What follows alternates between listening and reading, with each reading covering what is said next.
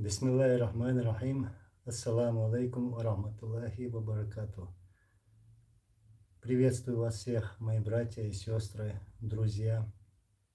И вот сегодня я решил провести эфир по некоторым темам, высказаться, а также ответить на ваши вопросы, если будут такие. В общем, еще раз приветствую. Вот уже пишут, все приветствуют друг друга. Ва алейкум ассалам ва рахматуллахи ва баракату. Говорю всем добрый вечер. Дамир, так, сейчас отвечу на ваш вопрос сначала. Как поживают батальоны имени шейха Мансура и Джохара Дудаева? Они на передовой, они воюют, принимают участие против войны против России и делают это с 2014 года.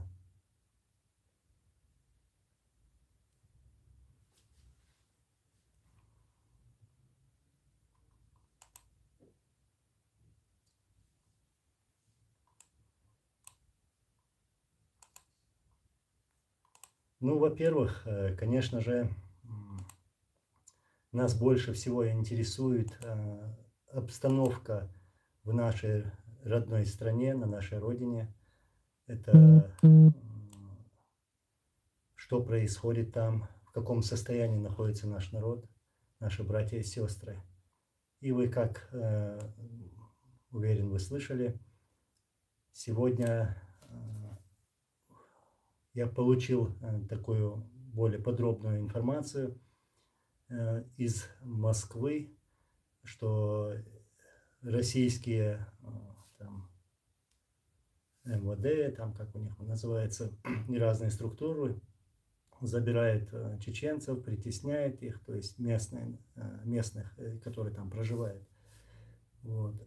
Начали эти акции. И к тому же у нас есть такая информация, что притесняют наших братьев и сестер на оккупированной на нашей земле в Ичкерии. Задерживают таксистов, вот, которые работали на Яндекс и Максим, такие компании, такси-компании. Вот. И даже есть такие слухи, что Кадыров хочет отправить их в Украину, то есть воевать за него, за Путина в Украину. Раньше, как вы знаете, такие рейды проводились против таксистов, вот, работающих на Яндекс и, как я говорил, на Максим. Вот. И в основном, как мы знаем, это происходит потому, что им не платят столько, сколько они хотят, то есть кадыровцам. Вот такое притеснение.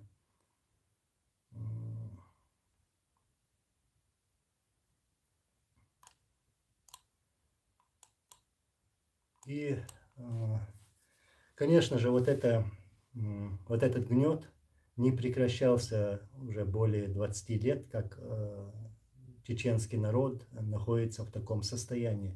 То есть им приходится платить за все открыто этому фонду, кадыровскому фонду, там, как он называется, фонд КРА, в общем, в карман Кадырова. И сегодня еще можно добавить к этому, что большинство людей пытаются выехать из республики и ищут все возможные варианты, бросают все, продают все и уезжают из республики из-за таких действий вот этих марионеток Кадырова, его подчиненных, вот, чтобы избежать вот этой мобилизации и отправки в Украину. В последнее время я много раз встречался, были неожиданные встречи, были также встречи на пунктах приемов беженцев. Вот, и я видел эту массу людей, вот, общался с ними. говорили про обстановку в республике, какими путями они выезжают. Вот. То есть пытаются уберечь свои семьи, самих себя вот, от этих кадыровцев. Это было так коротко.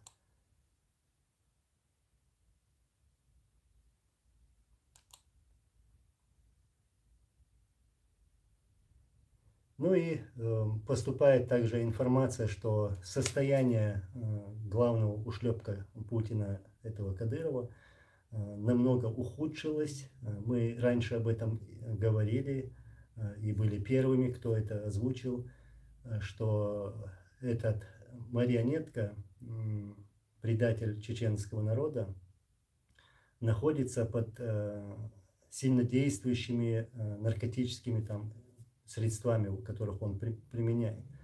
Вот. И в такое состояние он был загнан на самом-то деле. И этот Кадыров сегодня зависим от этих наркотических средств. Вот. Вы видели его состояние и в последнем видео, где его лицо невозможно даже узнать. Сегодня как раз таки видел видео, опубликованное украинскими СМИ, где якобы они впервые заявляют, что вот узнали, что Кадыров находится в таком состоянии, что он зависим от наркотиков. Да нет, мы говорим об этом еще с прошлого года.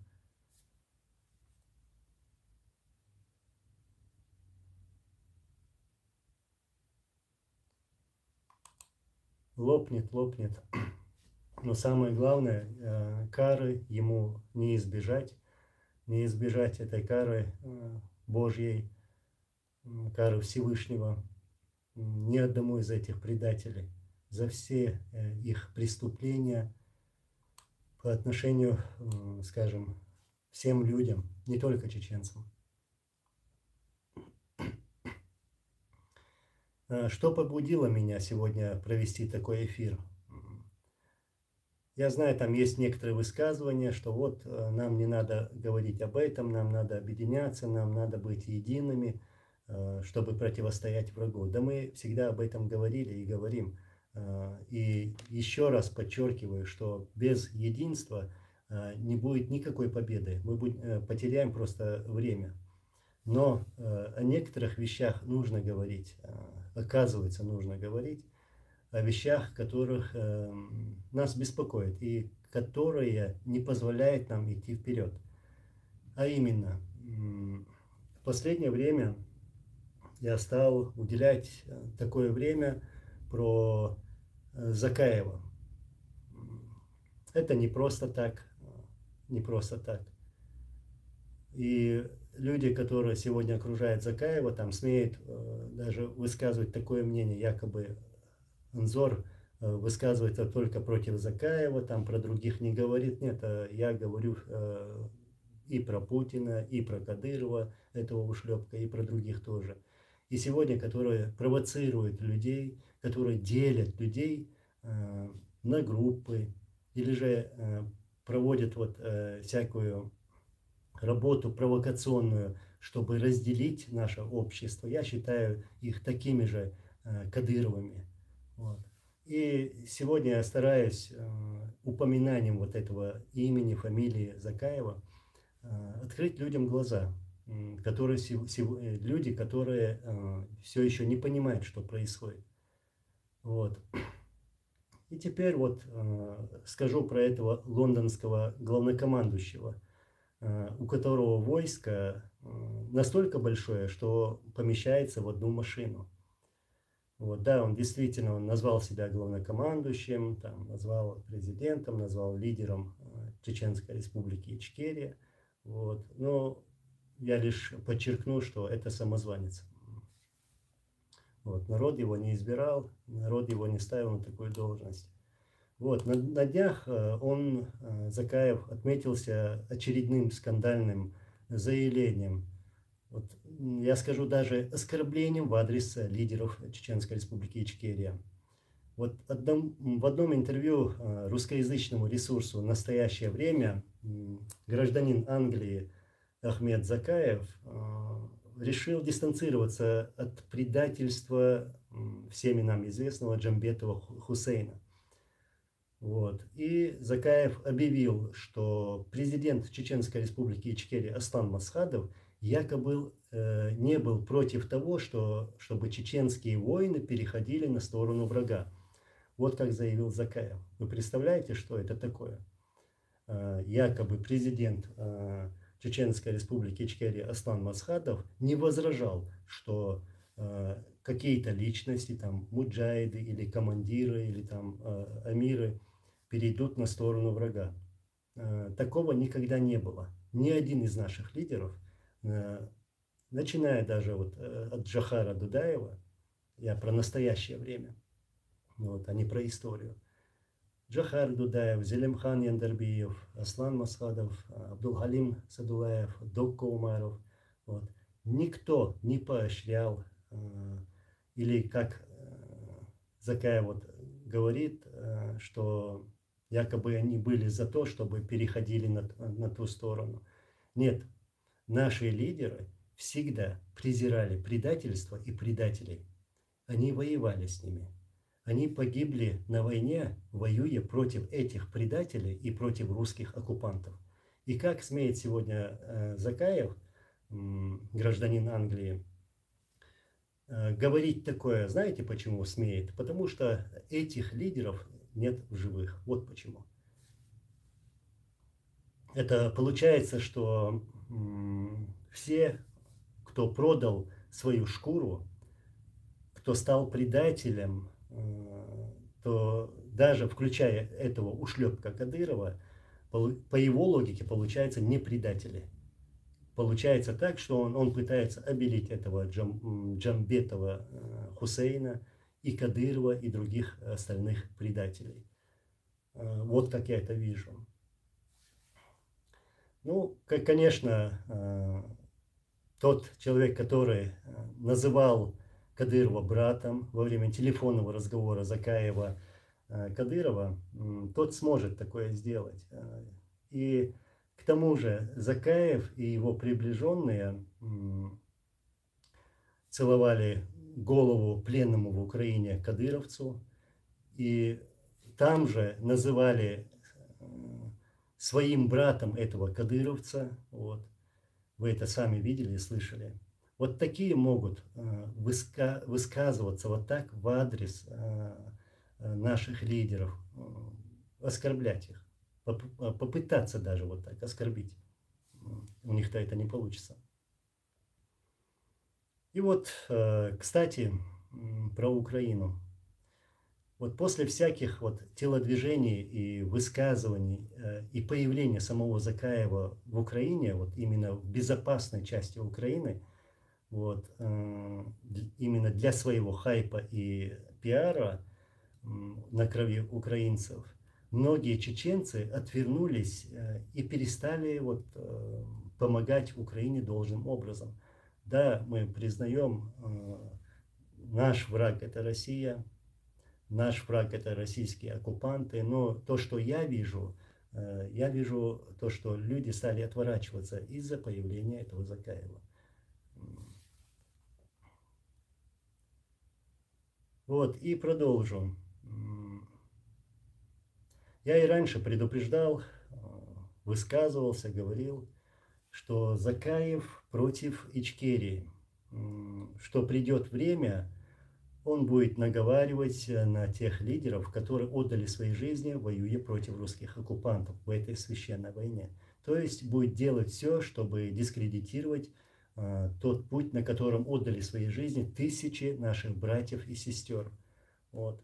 И все для того, чтобы надеть на чеченский народ очередные кандалы. Вот для чего это делается. То есть под названием там протекторат, я об этом раньше говорил, или под другим названием.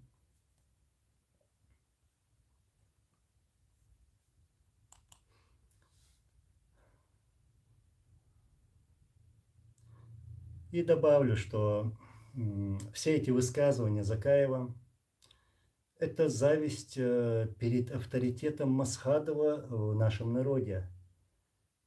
Ну, а также личная месть Масхадову, потому что он звал его встать рядом с ним во время войны. Вот. И также это зависть ушедшим героям, когда у самого не хватило духа встать в их ряды, вот, и идти до конца рядом с ними. Когда он, как говорится, свалил с республики, с войны, и когда были убиты все наши эмиры или командиры, он начал писать свою биографию, уже выдуманную, якобы он был там командиром, там бригадным генералом и так далее и тому подобного.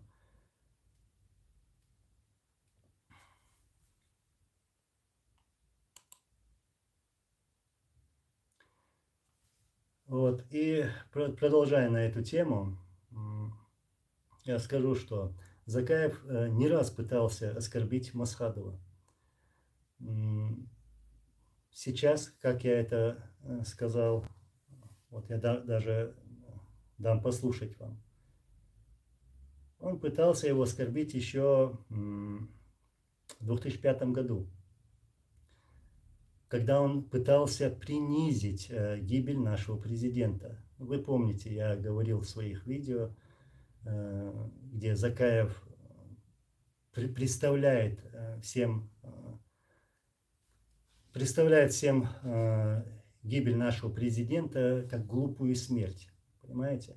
Якобы Масхадов пошел на переговоры с русскими, взяв с собой 2 охранников, и якобы его там поймали и там убили. Хотя это все было по-другому. И Закаев это очень хорошо знает. Я помню, когда Закаев мне звонил в марте 2005 года и спрашивал, что произошло, как произошло. Я ему рассказал, как возможно произошло вот убийство нашего президента. И вот насчет видео, которое я хотел бы показать, о котором я говорю. Сейчас, секунду.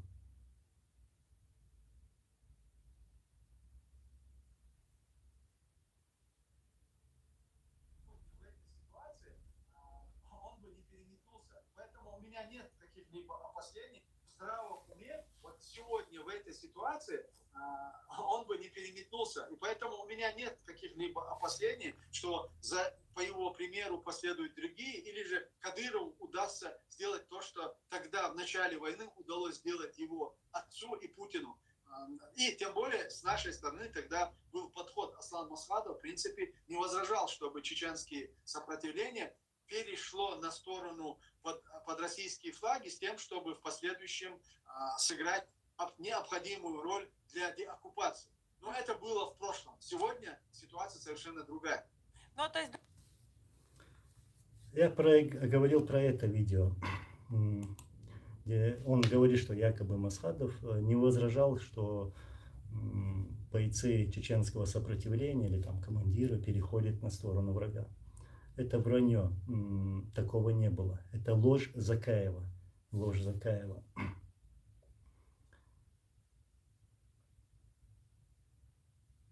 И в своих прошлых эфирах я обратился к Закаеву, чтобы тот больше не прикрывался именем Аслана Масхадова. И более того, больше не называл его имя вообще. Я обратился с таким обращением. Это тот человек, который, подделывая указы президента, желал его смерти, чтобы прийти на его место. Но я уверен, что у нашего народа, мы знаем это, что у нашего народа не было в лидерах дезертиров. Нету такого факта в нашей истории и не будет никогда.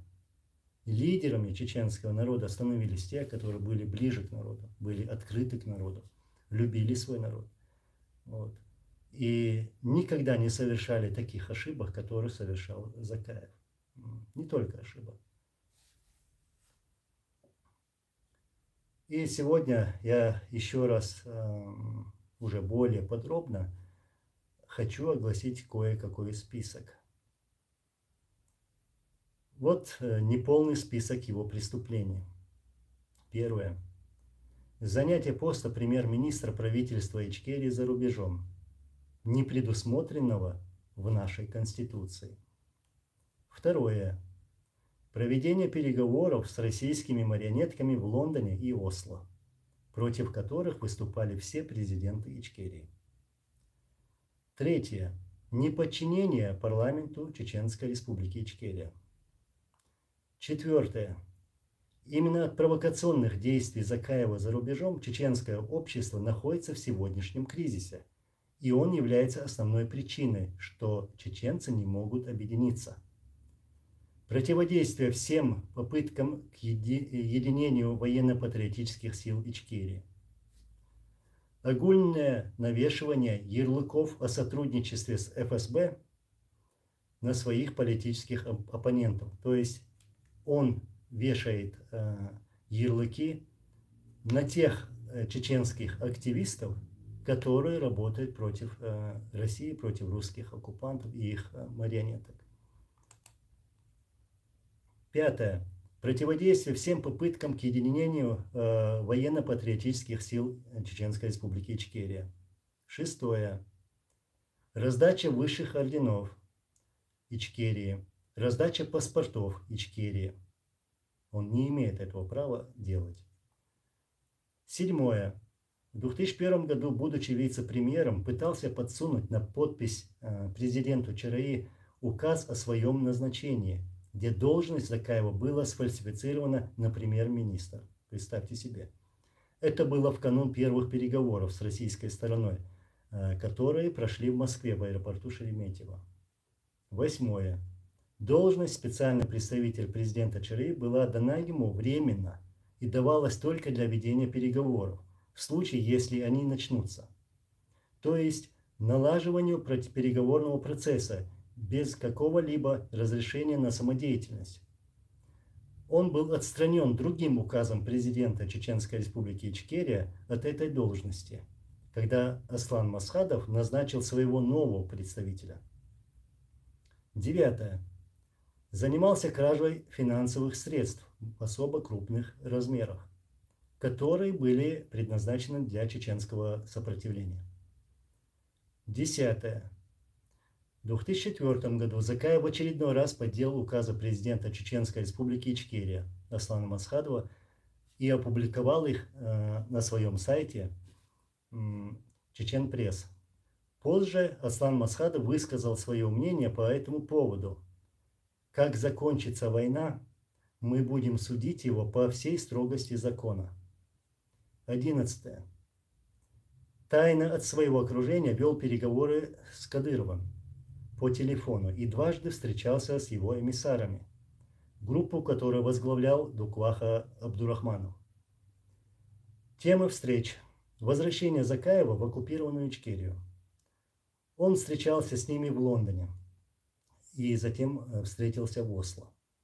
Во время любезного телефонного звонка Закаев-Кадыров принес соболезнования по убийству его отца Ахмеда Кадырова, как мученика. Называл Рамзана своим братом и готовил доклад по ситуации вокруг чеченского общества за рубежом, то есть отчет. 12. Нет, я здесь остановлюсь, список большой. Это неполный список тех деяний, которые не позволяют ему или кому-либо не только занимать какую-либо должность, но и быть гражданином Чеченской Республики Ичкерия. Я давно призывал Закаева к встрече, чтобы услышать ответы на вопросы, касающиеся этих преступлений перед чеченским народом и чеченским сопротивлением. Но была тишина после всего этого, после этих призывов.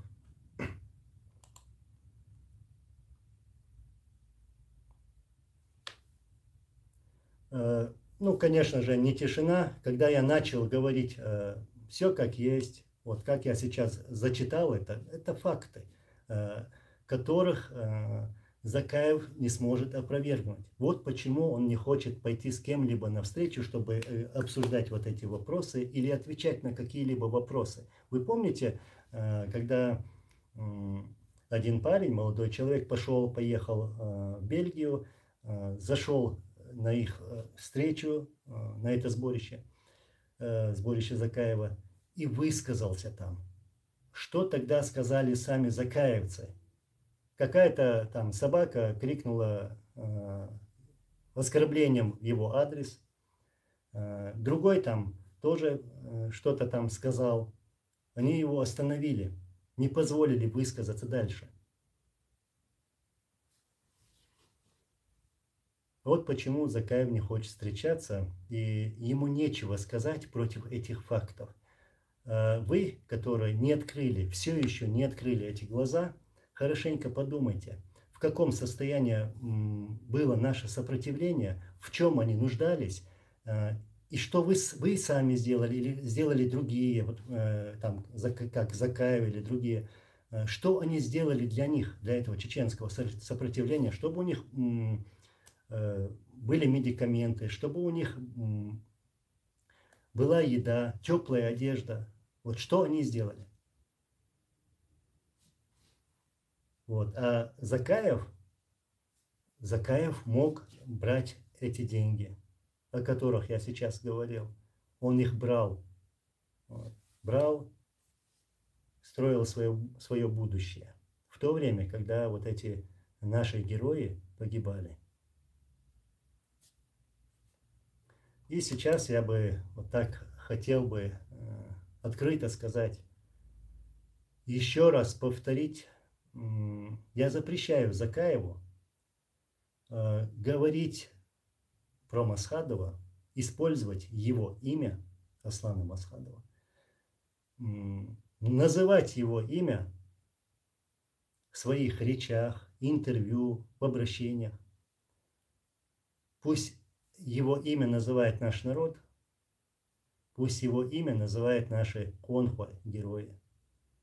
И хотел бы попросить близких нашего первого президента Джохара Дудаева, чтобы они потребовали от Закаева то же самое. Пусть не позволяет тоже говорить, называть его имя Джохара Дудаева, и прикрываться именем нашего героя Джохара Дудаева. Вот что я хотел сказать. Вот что я хотел сказать сегодня. А теперь я постараюсь ответить на ваши вопросы, иншаллах. Я вижу, вы много написали.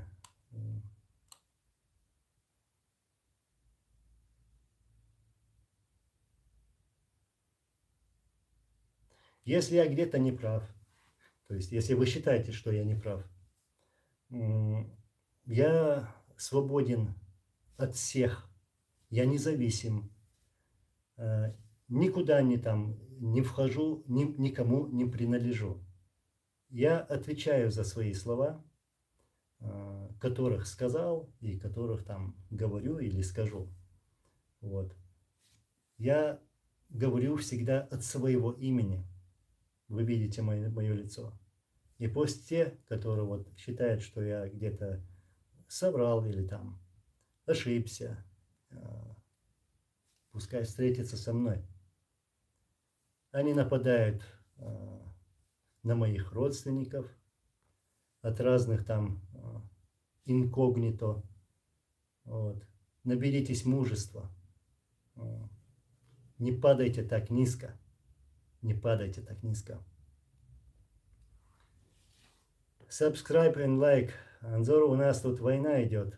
Закаевская шайка активизировалась. Я вот что скажу.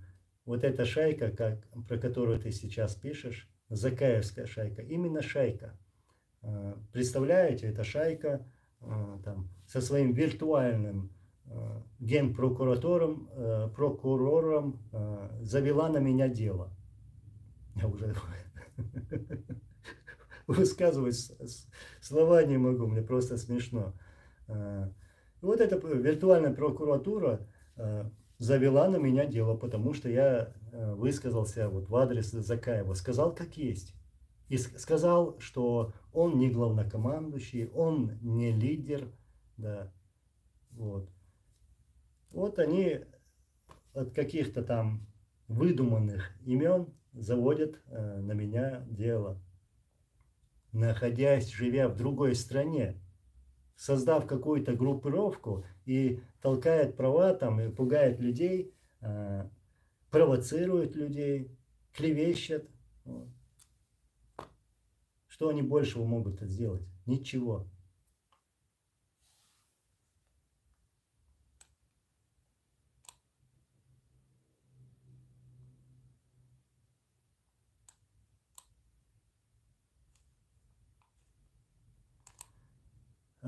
Тут уже пишут.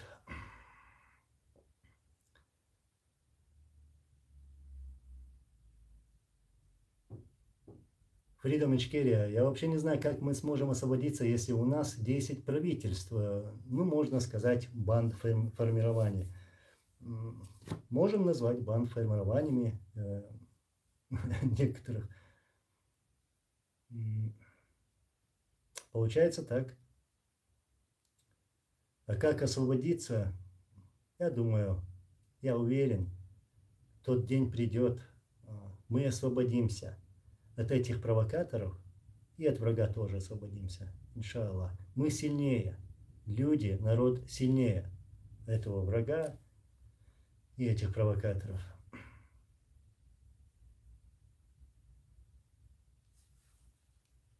А сейчас пойду читать ваши сообщения.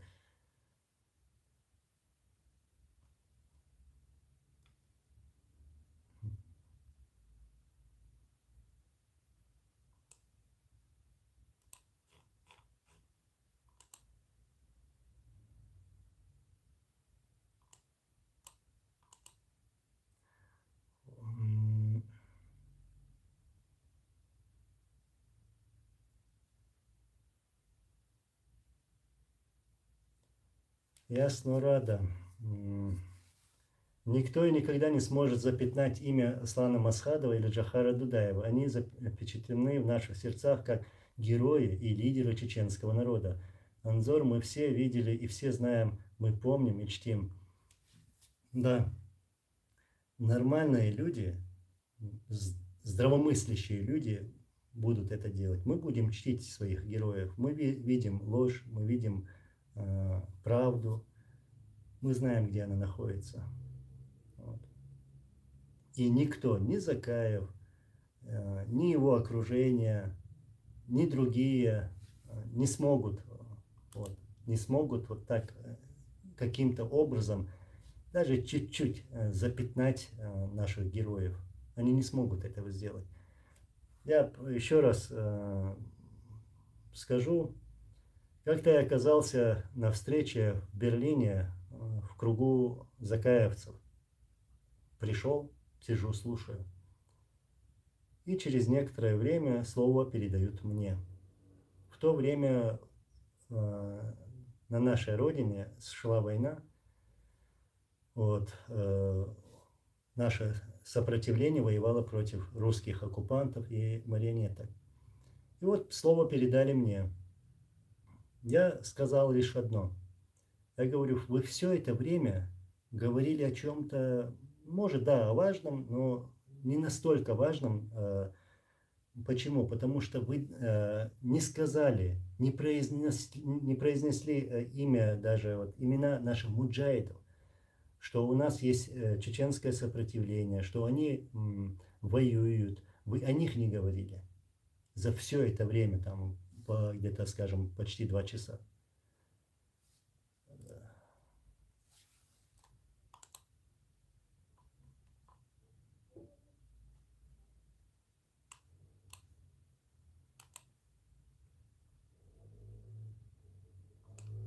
Я вижу, как мне сегодня прислали такой скриншот, где закаевцы пытаются там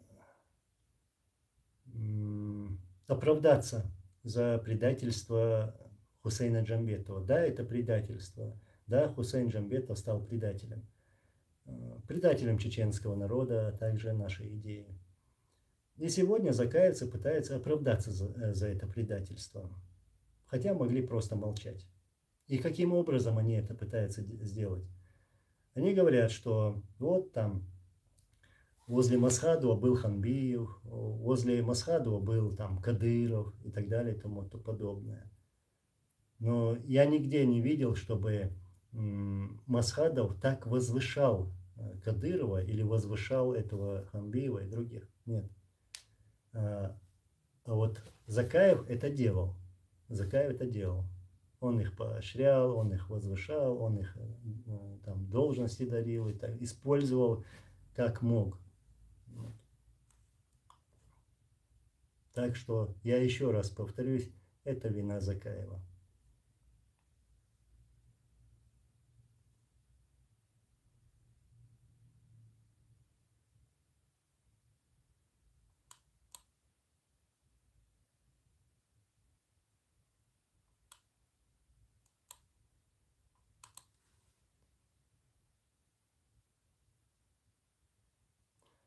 Ибраим, Анзор, скажи, если Закаев предатель, как может Джамбетов быть предателем? Джамбетов поехал в оккупированную Ичкерию, обнимается с Кадыровым, там, я не знаю, что он еще там с ним делает. Вот. И представь, Закаев когда-то посмел сказать Кадырову, назвать его своим братом. Вот. Ты или кто-либо другой, который себя уважает, который уважает свою историю, вы сможете назвать этого ушлепка своим братом? После всего того, что сделал этот Кадыров с чеченским народом.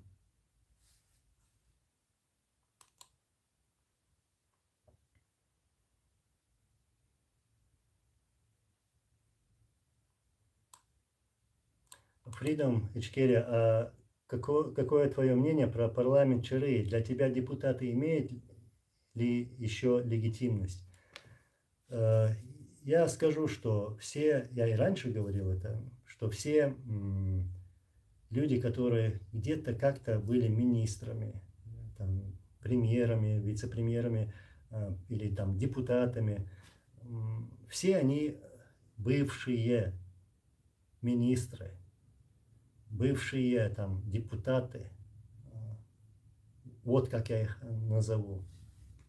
Это они смогли бы сделать что-то здесь, внутри нашего чеченского общества, если бы они смогли бы объединиться, вот, зная, что они последние из магикан, которые вот остались, других-то убили, других нет живых, вот они смогли бы что-то здесь сделать.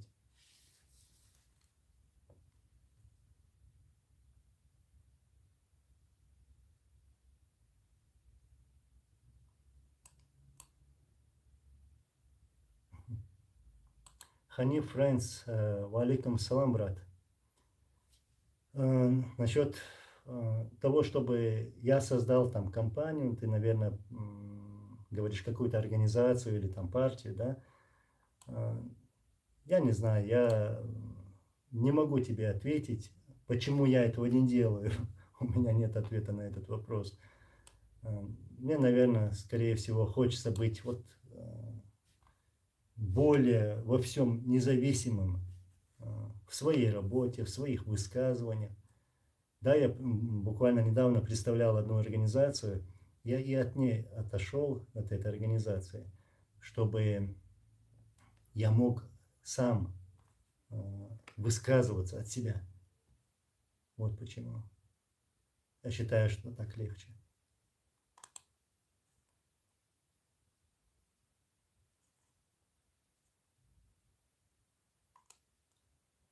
Ибраим, почему не объединяется? Потому что люди, как Закаев, они сделали все возможное, чтобы разделить наше общество.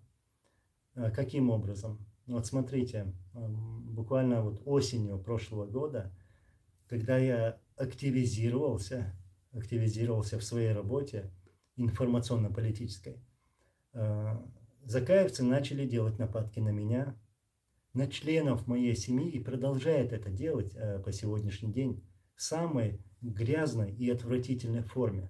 Я многое не говорю, на многое не показываю реакцию даже. Вот. И они начали говорить, что якобы я работаю на российские спецслужбы. Представляете? Вы где-нибудь, как-нибудь, что-нибудь видели такое, чтобы вы могли бы вот так утверждать? А они вот так утверждали, используя там каналы всяких Курочкиных, Куропаткиных и так далее. Вот. Вот кто не позволяет, чтобы чеченцы объединились. Они делят нас на группы, там, на разные отряды и так далее. Вот. Называют там шариатчиками, там, радикалами разных личностей, активистов. Вот. Бородатых и так далее и тому подобное. Вот кто виновен.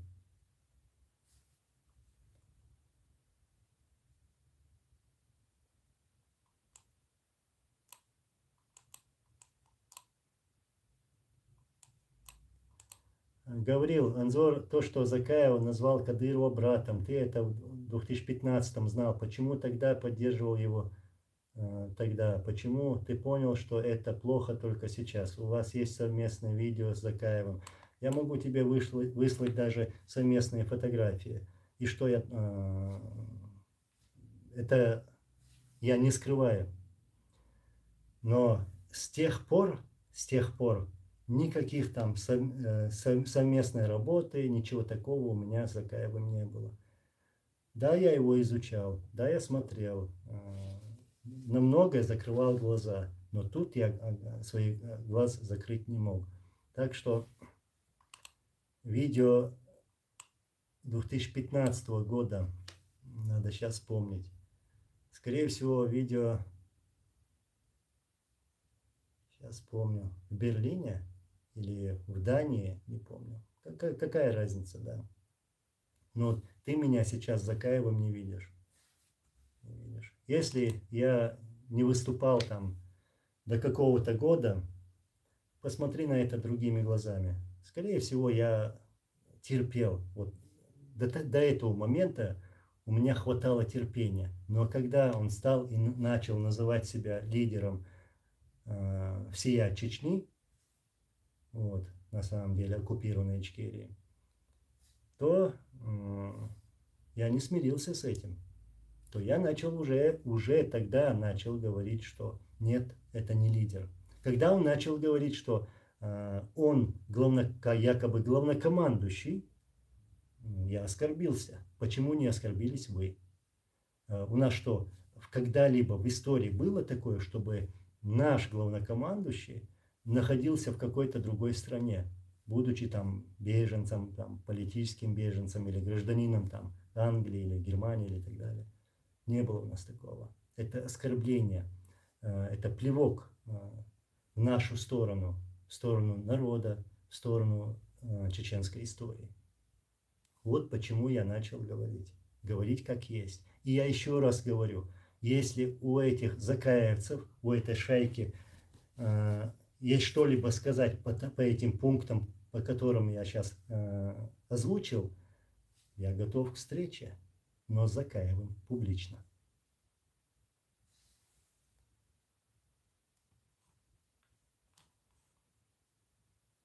Мелхиборс, Машвол, Гичхасхит.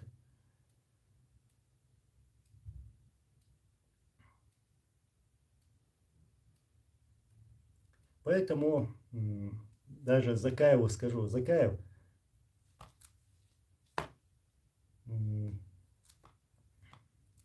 перестаньте покушаться на честь моего родного человека и моего президента. Вот. И перестань, останови своих там собак, которые покушаются на честь моей семьи, моих родственников. Ты прекрасно это знаешь. Валлахи, за все придется ответить. И я знаю номера, я знаю имена. И я призову к ответу каждого, даже который просто так замешан в этом. Я призову. Начну где-то там с Финляндии. Валлахи, жоқ дал дезарду, аш динага қиычарлелін құмыштатсыш. Дикчеца қойдың шу.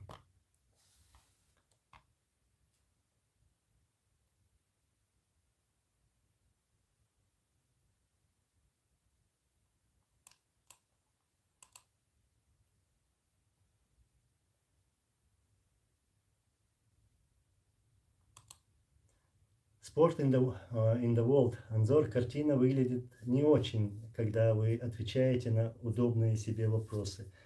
Нет, я отвечаю на многие вопросы, тем более, когда я вот открыто вот так все говорю. Я ничего не боюсь, я говорю открыто.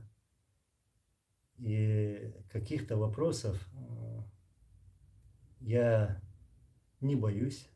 Могу ответить на любой вопрос. Просто я отвечаю на те вопросы, за которыми я вот успеваю вот отвечать.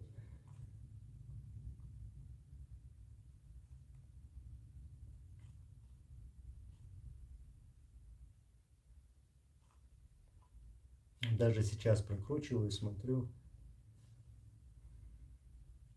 и отвечаю на нормально сформулированный вопрос.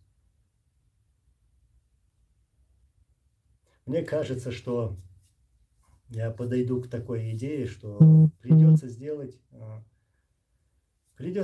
фильм про Закаева. Кто он, как он появился, что он сделал, его преступление перед нашим государством, идеей, перед убитыми нашими братьями и сестрами, чеченским сопротивлением. Я думаю, что люди должны знать это. И я сейчас это вижу, что люди должны знать это. Надо сделать все возможное, чтобы люди открыли глаза. Я не хочу, чтобы на арене появился какой-то Кадыров второй версии. Нет. И не хочу, чтобы кто-либо сделал что-либо плохое против нашей идеи Ичкерии. Я сторонник того, чтобы наше государство было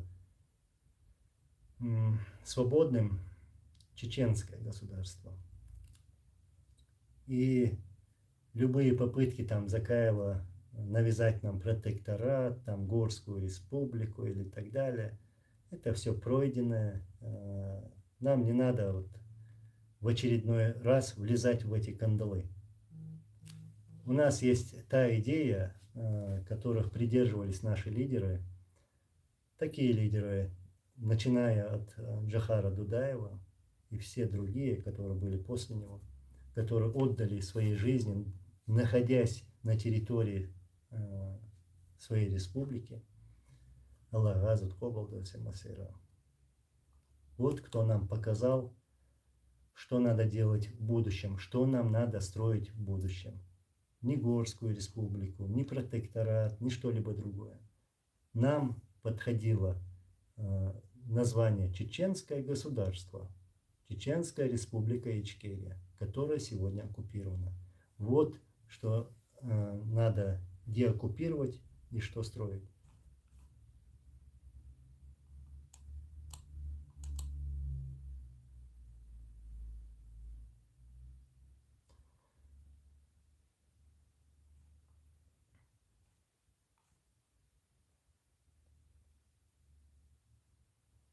Я сейчас уже буду завершать эфир.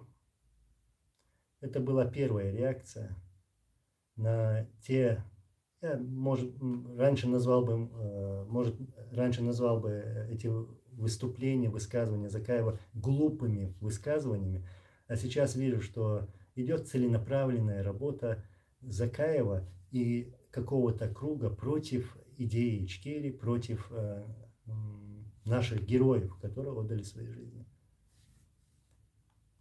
Вот. И, как мы видим, это действительно есть работа, провокационная работа.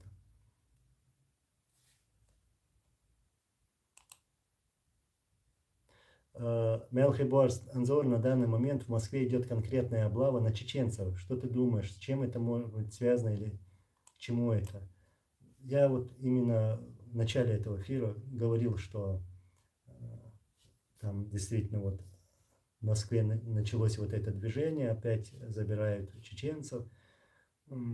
Да, но так и не прекращалось, скажем так. Они в очередной раз показывают нам, кто мы для них. Кто мы для них. Мы всегда это знали, мы всегда об этом говорим, что Россия, русские для нас не братья, не друзья, никто. И ничего хорошего они нам не желают.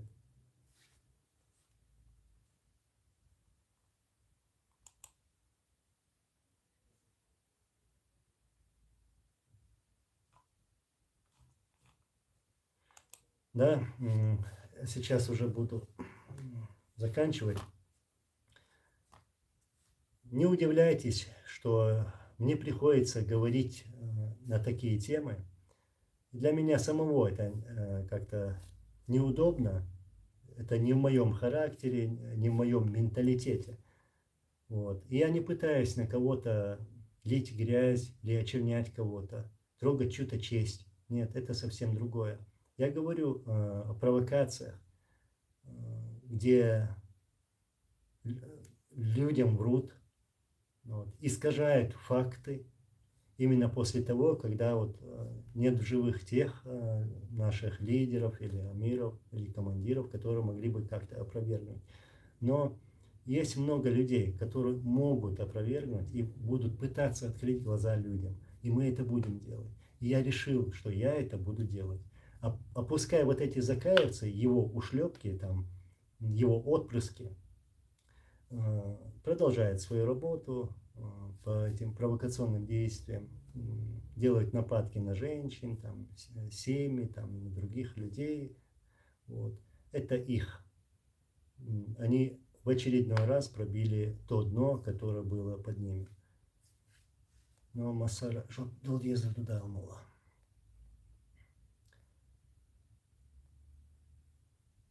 Хорошо. Еще раз благодарю вас. Иншаллах, скоро еще увидимся. Анзор, ты сегодня резкий какой-то. Да нет, Анзор не резкий. Я говорю то, что знаю, говорю то, что вижу, свое мнение, анализ. Вот. У меня достаточно терпения. Хорошо. Еще раз спасибо вам. Держитесь. Иншаллах, все это уйдет в историю. Провокаторы в позорную историю. Герои будут у нас высечены, их имена будут золотыми буквами, как говорится, потому что они наши герои. И никто не сможет очернить их имена. Ни Закаев, ни другие. Аллах рейсхуй масана. До новых встреч. Ассаламу алейкум ва рахматуллахи ва баракатуху.